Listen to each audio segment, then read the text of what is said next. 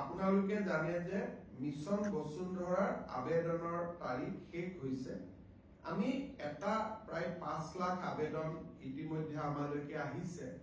আমি এটা নতুন সিদ্ধান্ত লৈছো যে নামঘৰ বা মন্দিৰ যদি কিবা কাৰণত পোৰ্টেলত আবেদন কৰিব পৰা নাই, তেওঁলোকে যদি মেনুৱেলতো আবেদন কৰে তেতিয়াহলেও তাক গ্ৰহণ কৰা হ'ব। আৰু মেনুৱেলত আবেদন দিয়াৰ সময় আমি এই মাহৰ 30 তাৰিখলৈকে আমি বঢ়াই দিছো।